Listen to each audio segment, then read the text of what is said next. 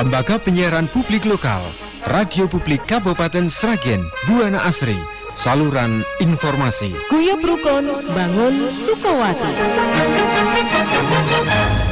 Shalom para pendengar berita Radio Buana Asri.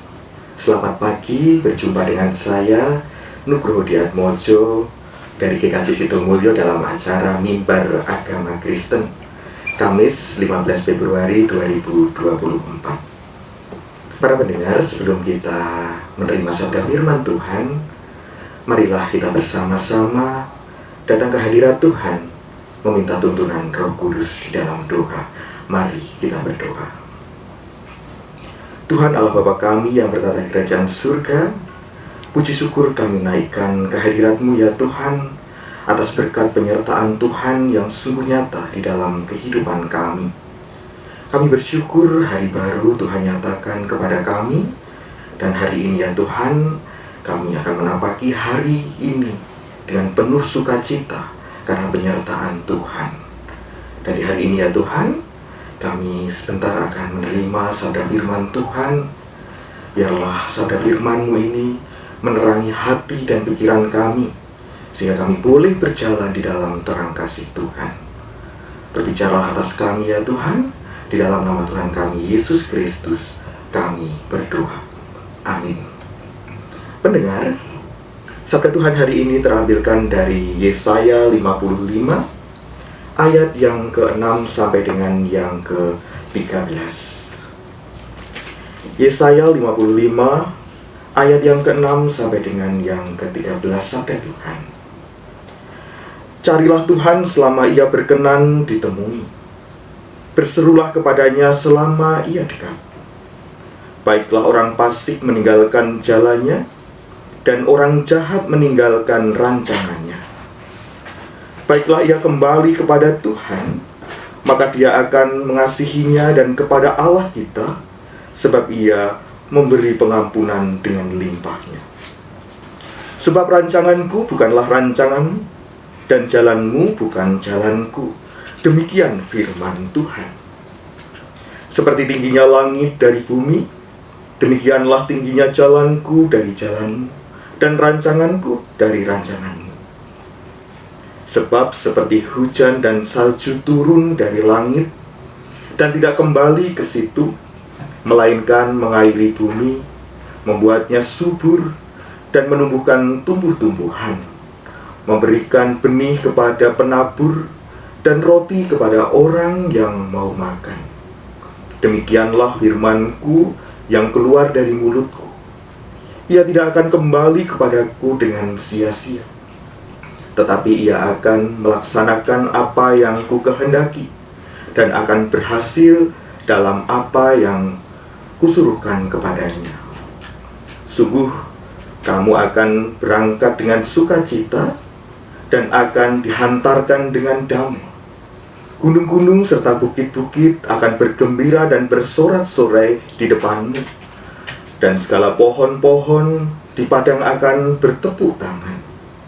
Sebagai ganti semak duri akan tumbuh pohon sanobar, dan sebagai ganti kecubung akan tumbuh pohon murad. Dan itu akan terjadi sebagai kemasyuran bagi Tuhan, sebagai tanda abadi yang tidak akan lenyap. Sampai di sini pembacaan firman Tuhan. Yang berbahagia ialah setiap kita yang menerima sabda firman Tuhan dan yang memeliharanya dengan setia. Hosiana. Pendengar Radio Buana Asri, tema kita hari ini adalah menemukan rencana damai sejahteranya. Kalau kita melihat fenomena zaman saat ini, teknologi terus berkembang dengan pesatnya, sehingga kemajuan zaman terus berkembang begitu cepat. Kemajuan teknologi dan kemajuan zaman memberikan dampak yang baik di dalam kehidupan manusia. Dulu manusia atau orang kalau bekerja pagi harus pergi ke kantor, sore baru pulang. Namun sekarang kerja tidak terbatas akan waktu, akan tempat. Bahkan di dalam rumah sendiri pun kita bisa bekerja. Di depan laptop kita bisa bekerja. Dan kita pun bisa disebut sebagai karyawan, orang yang bekerja dan mendapatkan hasil untuk kehidupan kita. Dulu ketika kita ingin berbelanja, tentu kita harus datang ke pasar, datang ke toko. Namun sekarang, dalam satu genggaman kita bisa berbelanja dan barang itu sudah sampai ke rumah kita. Dulu ketika kita berjualan, kita harus memiliki toko, memiliki stok barang yang banyak, kita menunggu pembeli untuk datang, melayaninya secara langsung. Namun sekarang, sekalipun kita tidak memiliki bangunan toko, kita bisa berjualan. Dan kita bisa mendapatkan untung. Bahkan ketika kita berjualan tanpa memiliki stok barang pun, yang ada di sekitar kita, di dekat kita, di rumah kita, kita pun bisa berjualan menggunakan media sosial. Perkembangan yang sangat pesat ini juga menuntut setiap manusia untuk mengikuti perkembangan zaman. Kalau tidak bisa masuk di dalam perubahan ini, tentu kita akan ketinggalan dan bahkan ditinggalkan. Kita harus mengubah pola relasi, pola kerja, cara hidup. Semuanya akan berubah sesuai dengan perubahan zaman ini. Namun di sisi lain, perkembangan zaman juga dapat mempengaruhi pola beribadah atau pola berelasi dengan Tuhan. Perkembangan zaman dan teknologi bisa menarik orang Kristen untuk tidak lagi mencari firman Tuhan, untuk tidak lagi senang bersekutu di dalam perjumpaan-perjumpaan di gereja maupun di rumah tangga, dengan alasan demi memenuhi kebutuhan, kesibukan pekerjaan. Mereka lebih memilih untuk bekerja daripada bersekutu bersama-sama. Dan juga ada yang mengatakan bahwa di dalam persekutuan, pergi ke gereja justru malah membuang-buang waktu.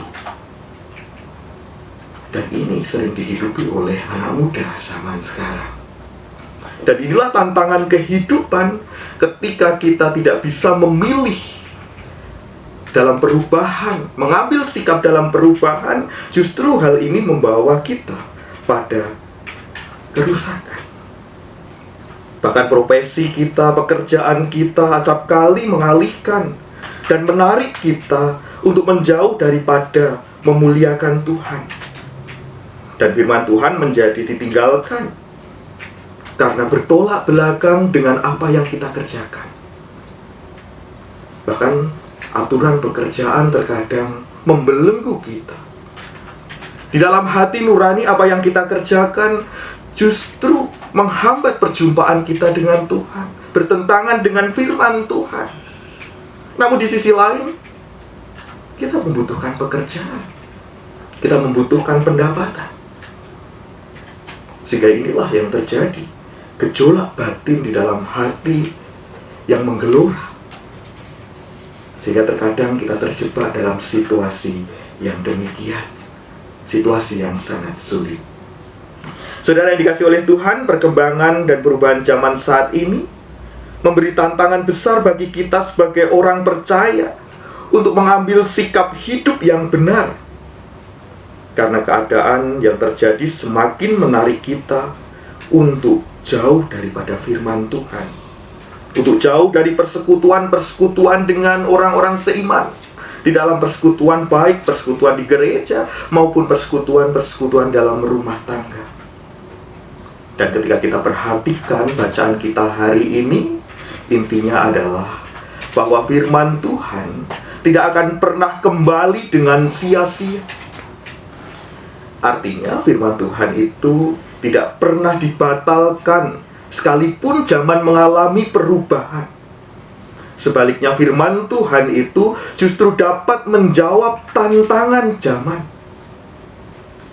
Sabda Tuhan dari Kejadian sampai Wahyu tetap berlaku sebagai tuntunan kita menjalani kehidupan sebagai orang beriman, seperti yang dinyatakan di dalam ayat 11 tadi. Demikianlah firman-Ku yang keluar dari mulutku. Ia tidak akan kembali kepadaku dengan sia-sia, tetapi ia akan melaksanakan apa yang ku kehendaki dan akan berhasil di dalam apa yang kusuruhkan kepadanya. Jadi, firman Tuhan inilah yang menjadi tuntunan kita di dalam menjalani kehidupan supaya kita berjalan di dalam kehendak Tuhan. Firman Tuhan inilah menjadi prima norma atau norma yang paling utama bagi kita sebagai orang percaya. Untuk memperoleh kehendak Tuhan, untuk berjalan di dalam kehendak Tuhan. Sekalipun perubahan zaman terus berjalan, namun bagi kita, firman Tuhan ini tetap berlaku dan justru inilah yang menjadi tuntunan. Firman Tuhan inilah tidak akan lekang oleh waktu, sekalipun perubahan begitu cepat. Firman Tuhan itu kepada siapa diberitakan, kepada siapapun yang menerimanya, akan membawa kepada kehidupan, akan membawa kepada keselamatan. Sebaliknya kepada siapa yang menolaknya, akan membawa kematian.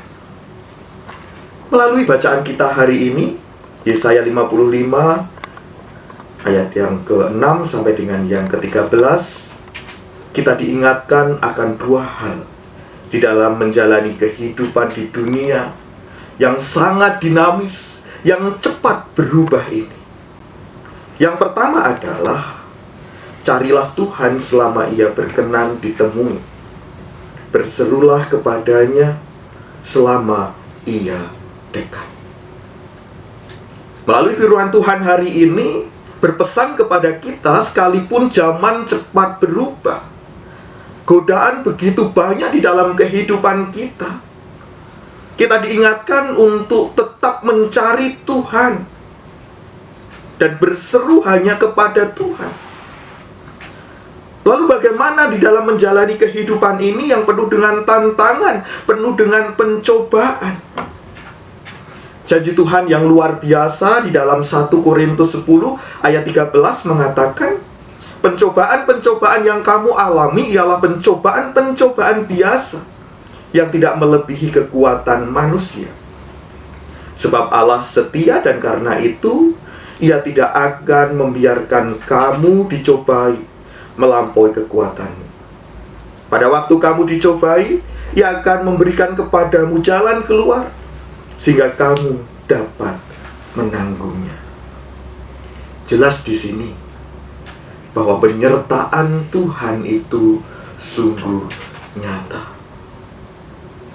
Dengan demikian, dalam keadaan apapun, seburuk apapun keadaan kita saat ini, seberat apapun tantangan yang kita hadapi saat ini, marilah tetap mencari Tuhan.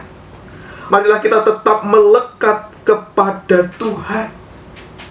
Sesibuk apapun pekerjaan kita, berikan waktu yang terbaik kepada Tuhan.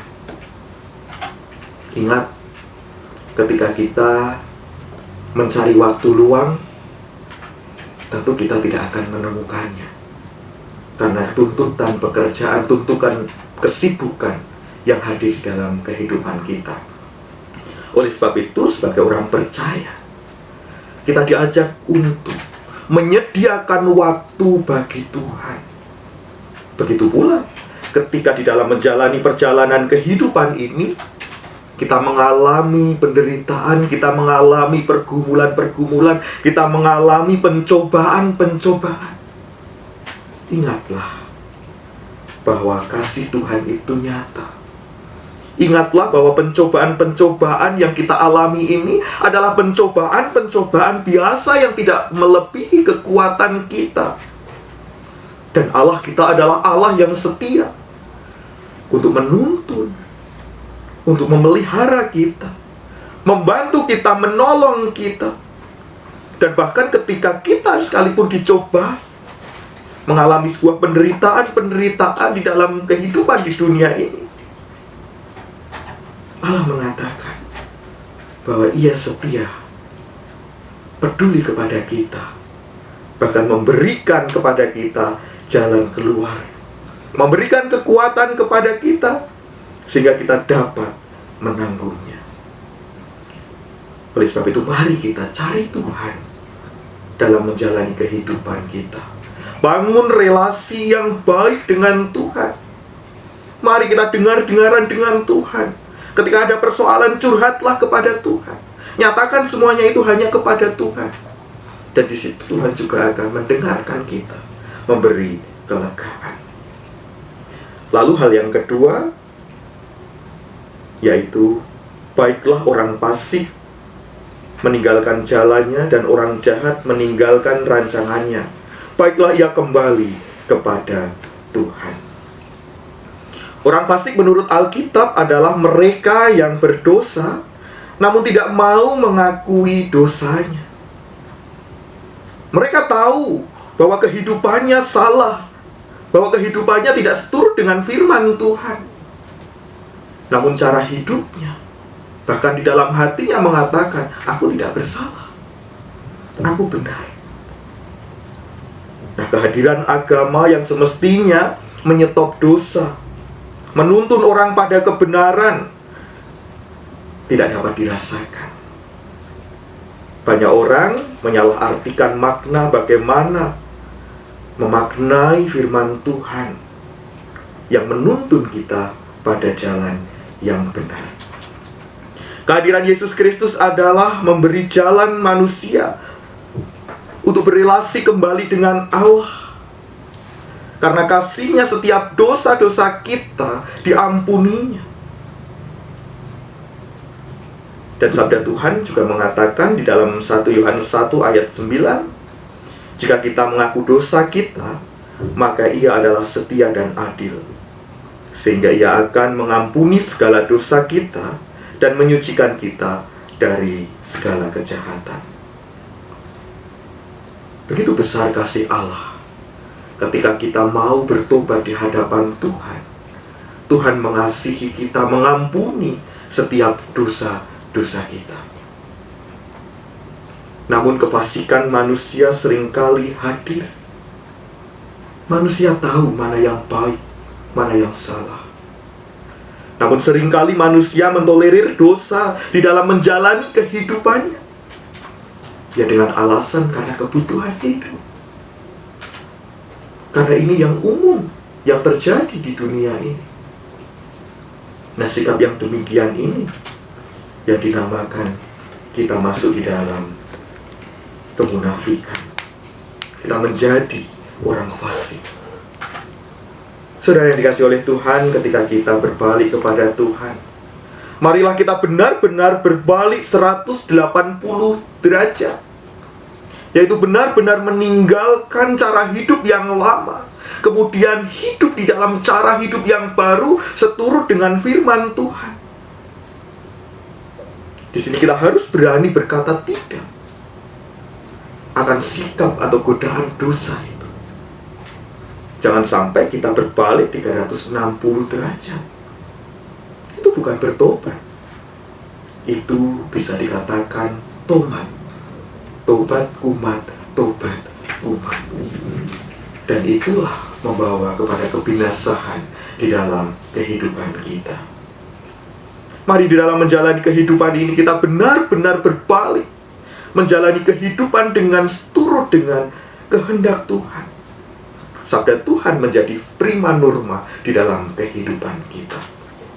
Saudara yang dikasihi oleh Tuhan, ada banyak hal yang tidak kita pahami akan jalan hidup kita. Dan juga ada banyak hal yang belum kita pahami tentang kasih Allah di dalam kehidupan kita. Inilah keterbatasan kita sebagai manusia. Namun di dalam keterbatasan ini, marilah kita memegang sabda Tuhan seperti yang ternyata di dalam ayat 8. Sebab rancanganku bukanlah rancanganmu, dan jalanmu bukan jalanku. Demikian firman Tuhan. Tuhan merancangkan sesuatu yang baik, merancangkan sesuatu yang lebih daripada rancangan kita. Dan rancangannya, rancangan yang membawa damai sejahtera. Mari sebagai umat Tuhan, kita menjaga cara hidup kita untuk tetap taat dan melekat kepada Tuhan, untuk tetap bersekutu dengan Tuhan sepanjang kehidupan kita. Bahkan sekalipun kita mengalami berbagai persoalan-persoalan, sekalipun persoalan-persoalan itu berat, tetaplah percaya menaruh harapan hanya kepada Tuhan. Tetaplah setia dan tinggalkan sesuatu yang jahat, kehidupan keberdosaan kita, dan kita tetap hidup di dalam kebenaran firman Tuhan. Dengan hidup yang demikian, disinilah kita akan menemukan rencana damai sejahteranya. Karena rencana Tuhan adalah rencana yang baik dan akan membawa damai sejahtera di dalam kehidupan kita. Selamat pagi, tetap berjuang di dalam Kristus. Tuhan Yesus memberkati. Mari kita bersatu di dalam doa. Terima kasih ya Tuhan atas kasih-Mu, penyertaan Tuhan di dalam kehidupan kami. Mampukan kami untuk taat, untuk tetap melekat kepada Engkau sebagai Tuhan dan Juru Selamat kami. Inilah kehidupan kami ya Tuhan. Kami serahkan setiap aktivitas kami di hari ini, pekerjaan kami di hari ini. Penuhi kami dengan berkat-Mu dan damai sejahtera-Mu.